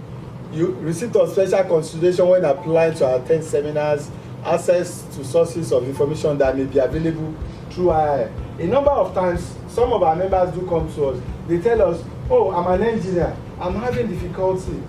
I need to access a particular organization, we need certain equipment, or I need a job in that organization, or I have certain products and services I think they can benefit from. You can talk to the institute can help you, make way for you to have that leeway. Then for corporate membership, it helps corporate membership or governments, it helps, to optimize productivity, efficiency, and the quality of their work. It helps them to build organizational capacity. So as a corporate organization, the institute can extend some of the membership benefits to your staff that are not members of the institute, enhance corporate business process for better results. We can also help you look into the various business processes you have in place and help you to remodel it or optimize the process.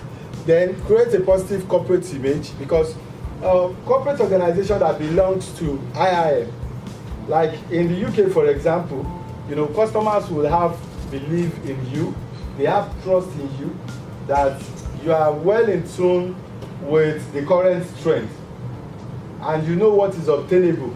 You know your roles and responsibilities when it comes to managing their data. So you build good corporate image and confidence in your clients. Then as an organization, you also have to mitigate risk, because your employees or your members are exposed to some of this information, and they know what they are supposed to do when they are faced with information management challenges. Then also it helps corporate organization, with compliance. When it comes to regulatory compliance, you can be rest assured that this will be achieved. You maintain good corporate information governance and control. It enhances accountability and transparency for your organization or for your government. Effective resource control and management. Corporate competitive advantage. This gives you an edge over your competitors. Then access to a network of professionals for marketing and product development. As a corporate member, if you're into the field of information management or you have a special product, it's an avenue that you can actually use also to promote your business. Then it's also a mark of leadership in the industry for corporate governance. Then talking about the IIM Governing Council, we recently had an election, and the new Governing Council members are in the programs that we have with us. Then as information professionals now, why are we being inducted? What are our roles and responsibilities? Number one, we have to promote efficiency. Every organization wants to be efficient. So they need information managers. That is, by ensuring that only useful information is maintained and that is maintained in a systematic way. Most times we generate information. Information comes into the organization from different sources. email, social media, surface mail, and so on and so forth. You want to ensure that it is only those information that still has business value are retained in the corporate repository. You don't just want to store everything as you receive, which is the common practice. Most organizations will store whatever information that is coming in. They will store whatever information they have just in case, in quotes. But that is not the best practice. So as information professionals, we would be able to help our organizations, to do the proper classification and retention so that we know for how long whatever information that is being generated or received are stored. Then we also help in the planning, talking about the information needs. We all have information needs. As individuals, as organizations, as government, we have information needs. A lot of people don't know. So as professionals, it is part of our responsibilities to help our employers, to help the government, to help the society, to identify the information needs. Like some of the challenges the community is faced with that I think the Honorable talks about, as professionals, we're to help them look at the situation and help identify the information needs here. So if we're able to do that, it will really go a long way in easing whatever roles that they are asked to play. Because information will be available to them as at the time that those information are needed, and not just anyhow information, but quality information that will inform government policies, that will inform implementation of of things that will be beneficial to the society. Then also, it can come in form of operational needs. It can be managerial or strategic. Then identify information requiring capture. Then you create, approve, and enforce policies and practices regarding records, including the organization and disposal. So as information professionals, we're to help our various organizations to identify those policies that are missing and help them to develop them. It's not just developing alone, and when it comes to implementation, it is also our roles and responsibilities to ensure that people comply to some of these policies that will be formulating. Then developing a record storage plan, which includes the short and long-term housing of physical record and digital information. This is also very important. Information management is very, very key, because if we don't take care, excuse me.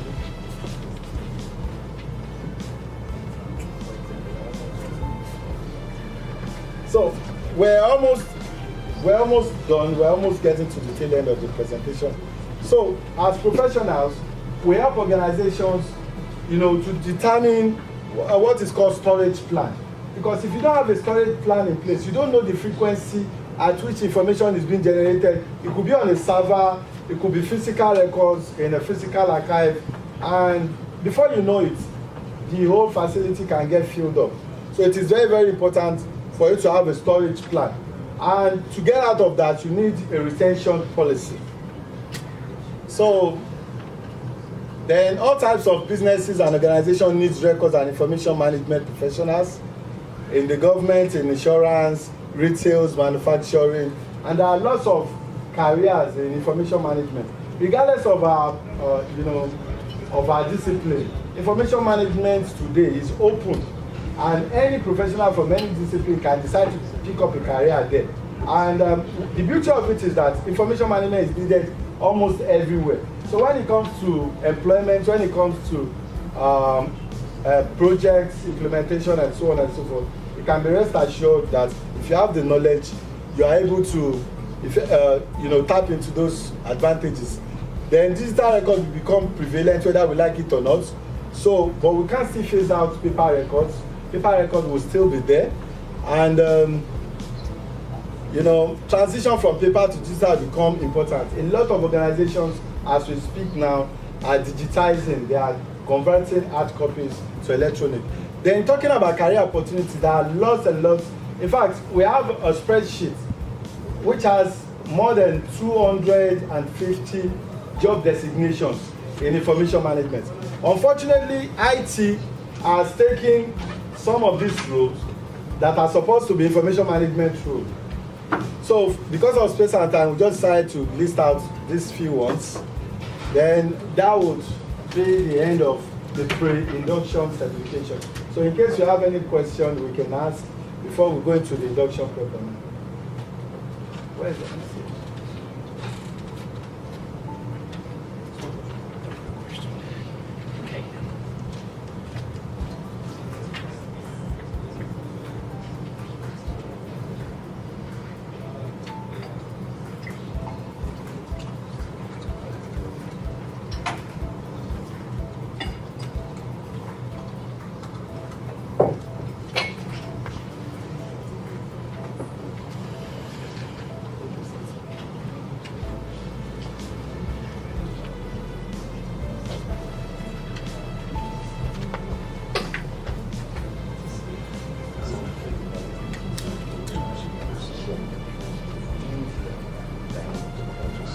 So, sorry, what was that? So, what role is it to play to inherit or helping the country organization verify any information like personally fake news or information? How does it help to verify and validate information before it gets released? Well, I'm not sure quite a number of people had the question. Well, maybe as I answer the question, they might try to grab we're trying to see. As a professional institute, you know, I mentioned the fact that the first core value we have there is standards. So we want to ensure that we help in creating standards when it comes to maybe how you publish things online, you know, how people are being cleared or maybe certified or maybe how do I put it, you know, belonging to a group that people can actually vouch for when it comes to the information you pass out there. You get the point? So if information is coming from that portal, people can be rest assured that, oh, whatever information we get on this platform, it's something that we can rely upon. Because the internet is open, people are free to post, people are free to set up blogs, you know, do whatever thing that they want to do online. But there is need for us to have standards in place and also come up with something that, you know, before people can actually vouch for your content, you know, you must have gone through certain processes or be certified maybe by the institute. So those are some of the areas we're looking at and looking at how we can actually roll it out. So as a fellow of the institute now, you now have the opportunity to, if you have any idea on how we can still further develop that, you know, it's going to be something we're going to do. So any other question?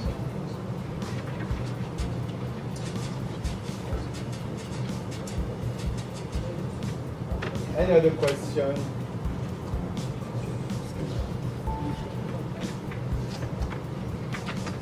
Because we're waiting for the. Please, can we stand up?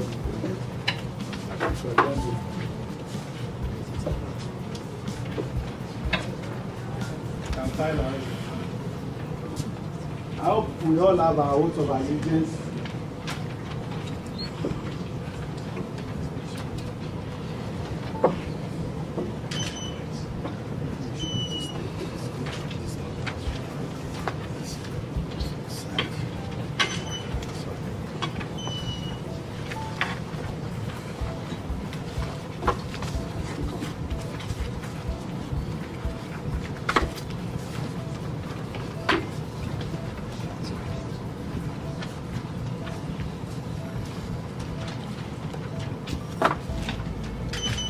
I hope we all have our oath of allegiance.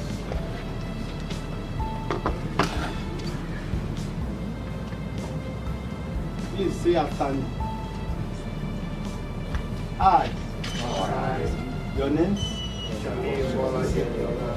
Male or female? Currently of? 167 London, Do hereby consent to be a fellow member with the Institute of Information Management, effect from the 26th day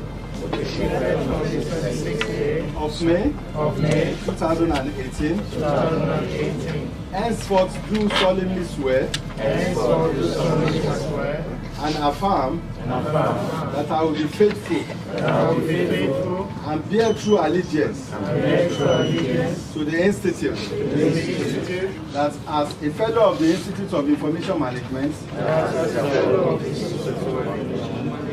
I will strive to preserve the fundamental objectives and directives as stipulated in the Constitution of the Institute. That I will not allow my personal interest or any form of sentiment to influence my official conduct or my official decisions. That I will, to the best of my ability, preserve, protect, and defend the Constitution of the Institute. That I will abide by the Code of Conduct of the Institute.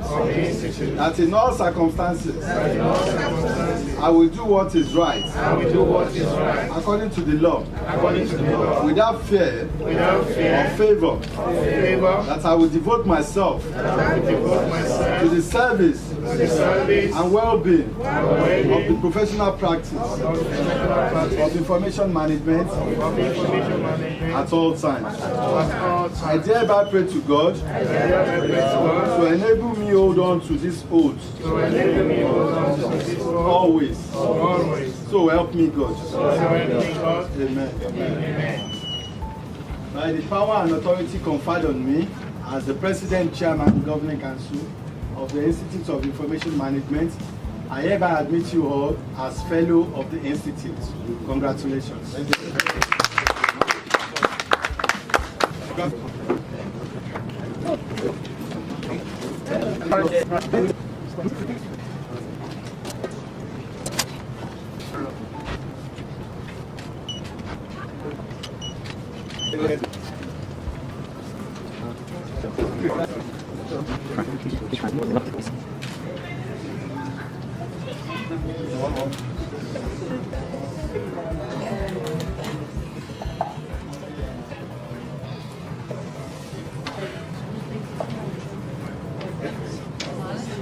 Brian, I think you should be getting ready.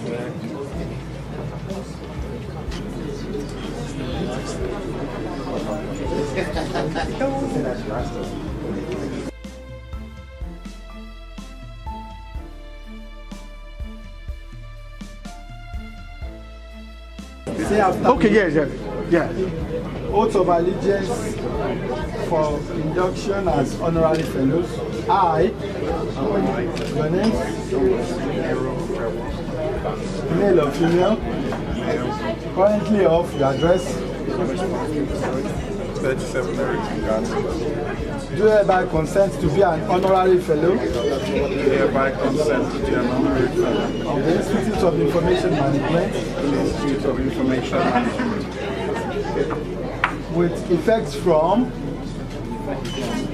the 26th day of May 26th day of May 2018, henceforth do solemnly swear and affirm that I will be faithful and bear true allegiance to the Institute, that as an honorary fellow of the Institute of Information Management, I will strive to preserve fundamental objectives and directives as stipulated in the Constitution of the Institute, that I will not allow my personal interest or any form of sentiment to influence my official conduct or my official decisions, that I will, to the best of my ability, preserve, protect, and defend the Constitution of the Institute, that I will abide by the Code of Conduct of the Institute, that in all circumstances I will do what is right according to the law, without fear or favor, that I will devote myself to the service and well-being of the professional practice of information management at all times. I therefore pray to God to enable me hold on to this oath always. So help me God. Amen. By the power and authority conferred on me as the President and Chairman of the Governing Council Institute of Information Management, I hereby admit both of you as honorary fellow of the Institute. Congratulations. A round of applause, please. Round of applause. So the first honorary fellow is John Wilson. Congratulations.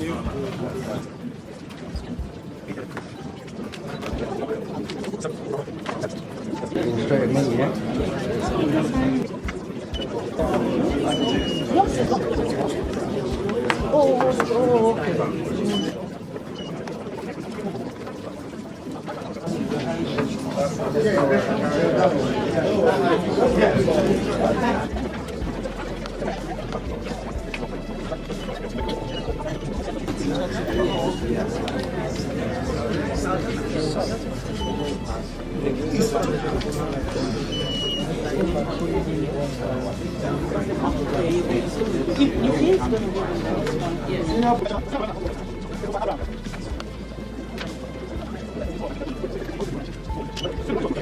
Just one minute. Okay. Just 1 minute. The two of you, please. After that, Madam, you can go. Okay. You told it. That professional smile. Thank you. Thank you. Yes, sorry, one Madam in the middle.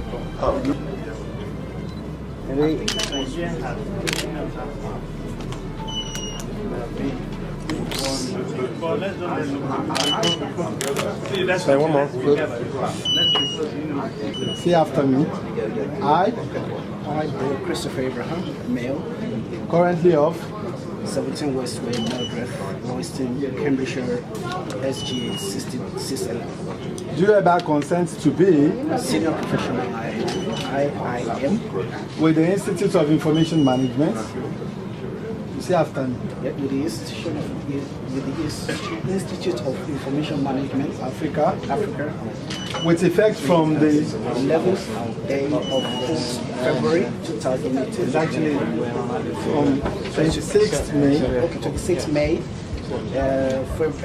2018. Henceforth, I pledge to accept and discharge the responsibilities allotted to me at all times as an information manager with integrity and observe those standards and practices that will be determined from time to time by the standard committees of the Institute of Information Management with a promise to give professional opinion with absolute objectivity and respect the codes of the Institute relevant to the responsibilities. 2. Have regard for the well-being of the society. Respect confidentiality of information receivable in the course of my duty while acting loyally and honestly in carrying out information management responsibilities in any organization where I'm engaged. I understand that the Institute of Information Management that the Institute of Information Management reserve the right reserve the right to summarily terminate my membership if I violate any of the above, which were made out of my own free will. I therefore pray to God to enable me hold on to this oath always. So help me God. Amen. By the power and authority conferred on me as the President, Chairman, Governing Council of the Institute of Information Management, I hereby admit you as senior professional member. Congratulations.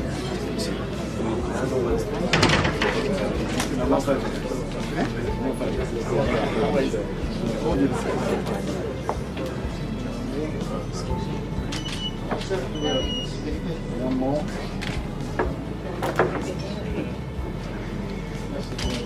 One more.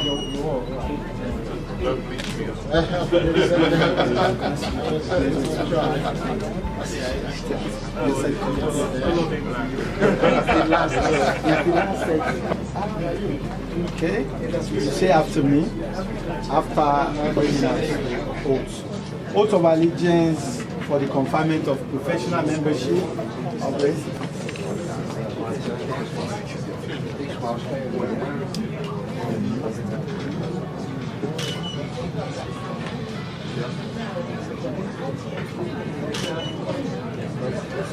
Okay. Mr. Olusegun. On behalf of my fellow doctors, I'd like to thank everyone. I'd like to thank the organizers for this opportunity you've given us. It's an eye-opener for us, and I believe that we'll be able to use this better in future for what we're going to do. Thank you so much. We really appreciate this opportunity. We're very grateful. Thank you. Thank you.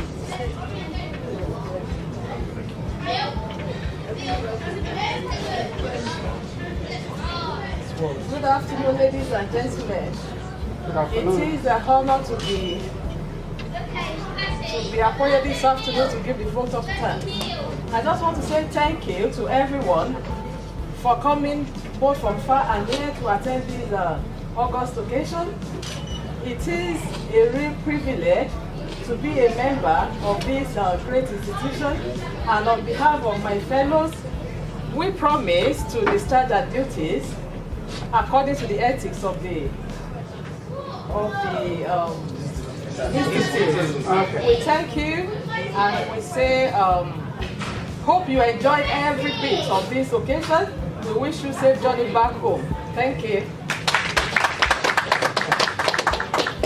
I think, can I just call a meal so that we are not seen to be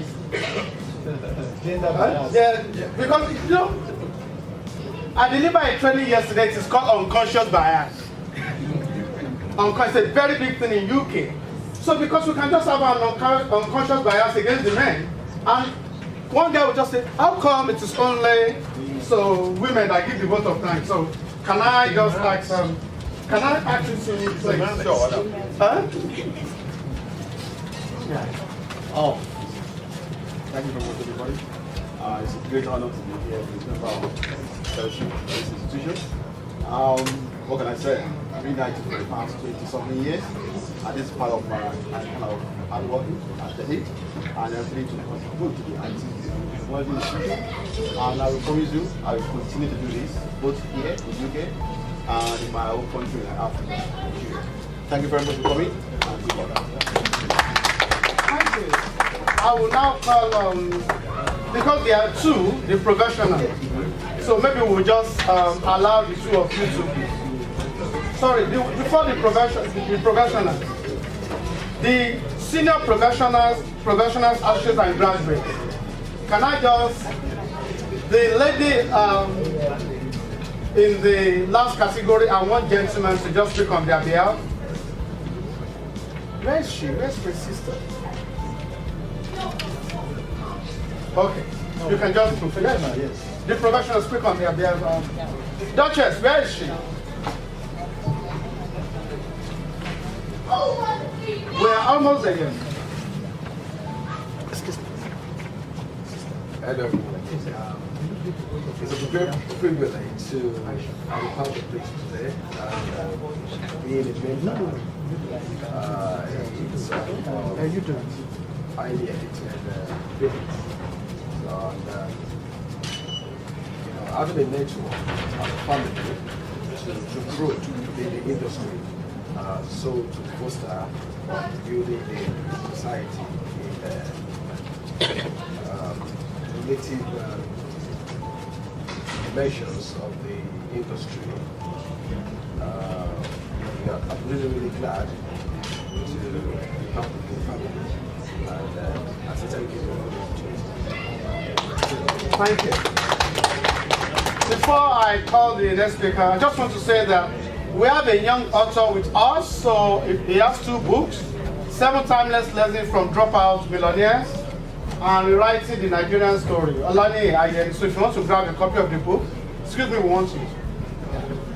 If you want to grab a copy of the book, they're available, and if by the time you get there it's sold out, you can get it on Amazon. Yes, while you are away, so you can, while you are away, a decision was made, so I can give you 2 minutes to put your thoughts together. While you are away, a decision was made that because you are very, very beautiful, intelligent, and sophisticated, that you should give the closing remarks as a vote of thanks on behalf of other professionals. So you can just say a few words, thanking the organizers, and just say whatever comes to your mind. 90 seconds. Thank you. On behalf of myself and my fellow professionals, we want to say thank you for this opportunity, and also we want to thank everyone that's been here. Thank you so much. We promise to do our best in making sure data information management in general is being protected and actually used in a very, very effective way. Thank you. Thank you. Before I call on Princess Fagbonda to give the vote of thanks, while you are away, Niyi, you are recognized for these 2 books. Maybe you can just come forward for 1 minute to just say a few words so that we encourage the millennium. Thank you very much. Thank you for this privilege and this opportunity. Just in 1 minute, I need to deliver this. When we hear Nigeria, the thought that comes to our mind is disorderliness, corruption, lack of integrity. And my few months of staying in UK, I realized that the problem is not Nigeria. The problem is the people. And so I got to understand that if we want a new narrative for Nigeria, we can't do anything about the past, but we can actually do something about the future. And everything is about our actions, our thoughts, and the way we present Africa to the world. So that made me write the book called Rewriting the Nigerian Story. So basically, it all matters. Everything that we do, everything that we say, the way we conduct ourselves in the diaspora, says a lot about what Africa is all about.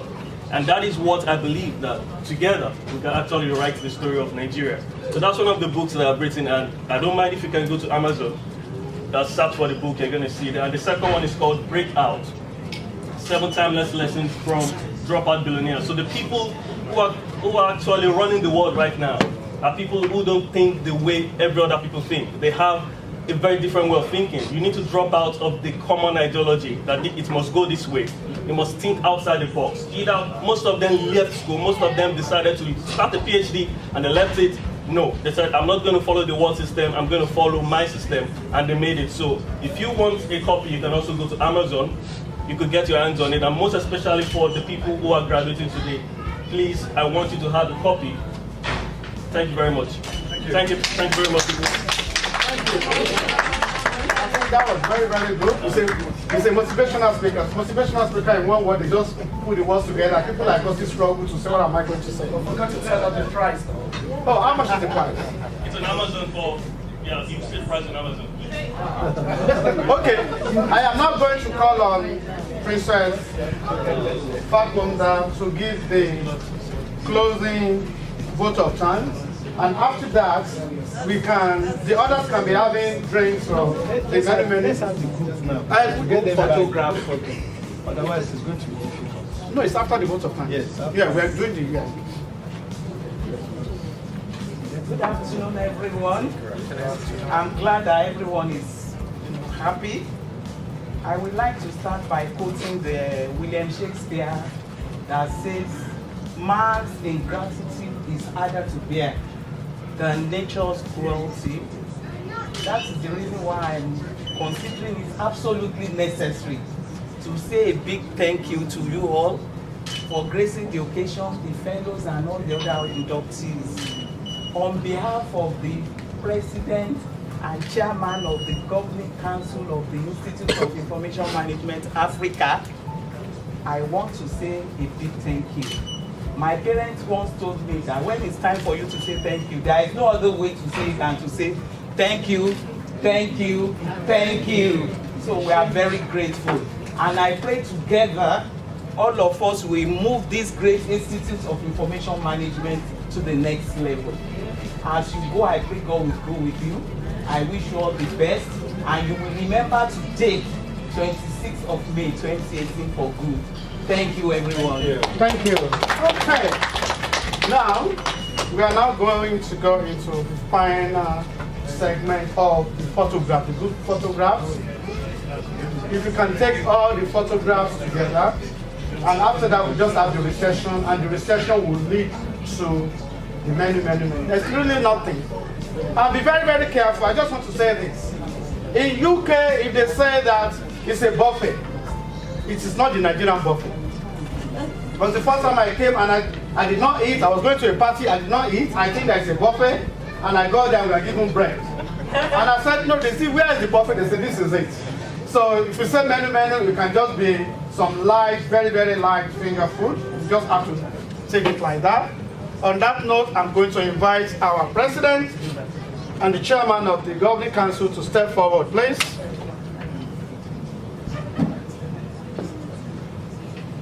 Ambassador Oyewale, Ambassador Doctor, sorry. Okay, madam, can you also join Princess Fakunda?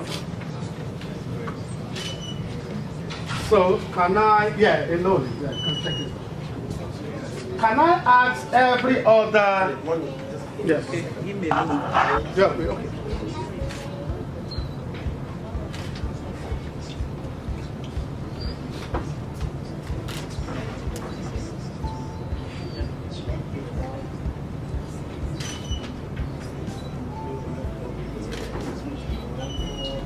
Yes. Can I call on all the